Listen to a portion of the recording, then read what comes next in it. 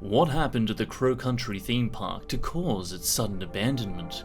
What is the source of the twisted amalgamations that now call the park home? And why is this claw game so rigged? I don't even need a crow plushie.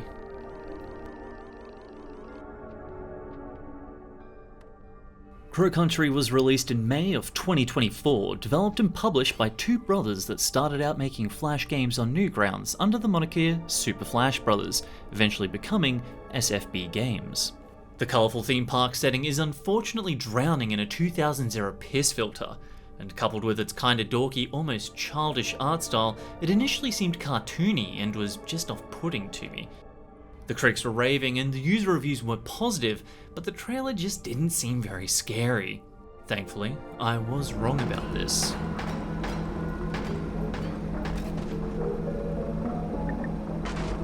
The year is 1990 and you play as Mara Forrest. Apparently. Maybe. She seems pretty concerned about trying to remember that as she speeds along in her 86. Mara's a suspiciously short police officer, investigating Edward Crow, the owner of the abandoned Crow Country theme park. He's become somewhat reclusive since having closed the park 2 years ago, after a young girl was injured, and he's been dodging the ensuing legal battle ever since. Unfortunately, the park has become infested with horribly mutilated aberrations, some human, and others less so, which will make our short queen's investigation a lot more difficult than predicted. Upon arriving, the place is like a ghost ship.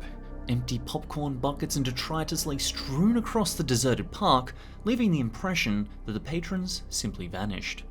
The bright, playful colours seemingly tainted by a hanging cloud of miasma, infecting those joyous childhood memories of patrons past with a sickness, twisting it into a haunting scene of decay. Crow Country really wants to be a survival horror, and shares many classic hallmarks. The camera uses a somewhat fixed angle to limit player visibility. Health is vaguely represented in the menu, and Mara will visibly show signs of damage to alert the player, though this doesn't work for emotional damage.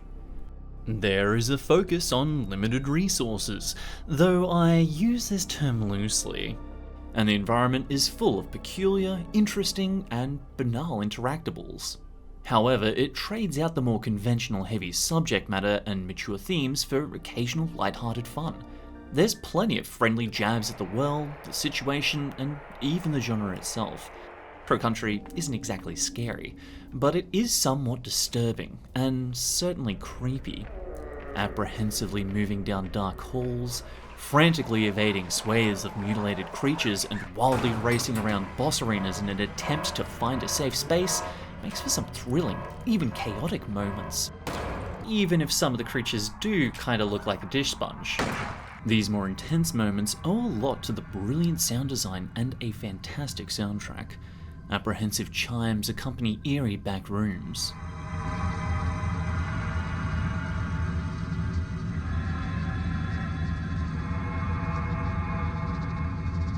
Jarring synths ratchet up the tension during claustrophobic combat encounters.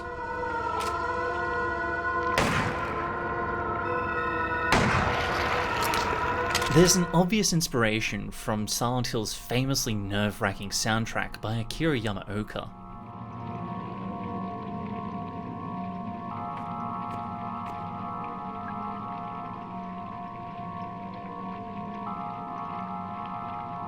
But thankfully the OST goes well beyond simply aping the king and does a fantastic job building a tailor-made soundscape for the theme park from hell, cynical fanfare and all.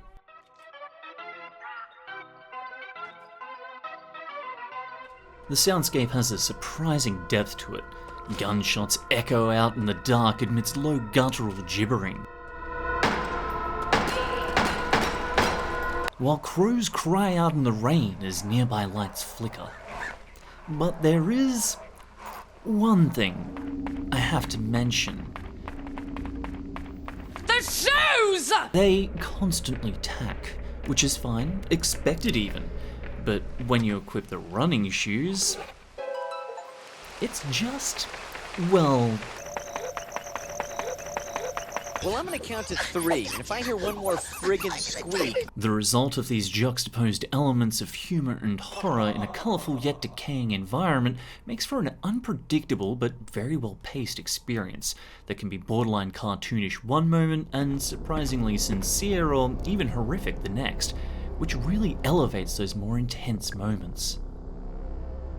Remember when I said the controls are kinda locked? Well, the vertical is, but the horizontal isn't, and there's a reason for this. You're expected to aim, which is very different to many Resident Evil style retro horror games. When readying the weapon, you'll aim in the direction you're facing, and the rest is up to you. This does open up some interesting layers to the gameplay, as shooting traps can save bullets, as well as clear obstacles, while headshots have a chance to trigger critical hits. It can be a little awkward aiming in the 3D plane, and there's no option for custom control mapping, but it did make for some more interesting combat encounters. There are 3 difficulties: guided tour, easy, and solid medium. Honestly, I found the game was far too forgiving for a difficulty labelled survival horror, and would recommend jumping straight into Murder of Crows. Puzzles are rudimentary at best and seem to be included more as an expectation of the genre than any serious barrier to progression. But what was even more disappointing was capping out on ammo for most of the run, and I was never left short on first aid. Though this isn't entirely bad, as dropping too low on health causes Mara to suddenly contract lupus. Mind you, the game seems tuned towards having limited resources. Posters around the park warn of conserving ammo, and some items are even kept in glass jars, allowing you to decide if it's worth spending the bullet to break the glass to retrieve. While wooden boxes are supposed to be a gamble, as they can sometimes be empty. But in the land of many bullets, I just broke everything without a second thought. Now, I'm no elite porner or what have you, but even on the maximum difficulty, I never died once. You're a horror game, Crow Country. You're allowed to be a little mean. Okay, that's a good start.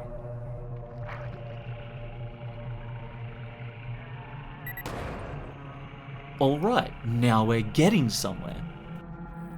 Yes, that's what I want to see. Now take away my health kits, pull my hair, and do it again. Speaking of disappointing, let's get into the story.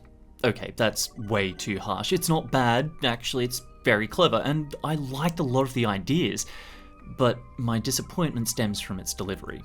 A lot of the game is spent being drip-fed allusions to things that happened at the park, but nothing ever substantial enough to really drive the narrative. In fact, all you know for certain is Mara is looking for Ed Crow.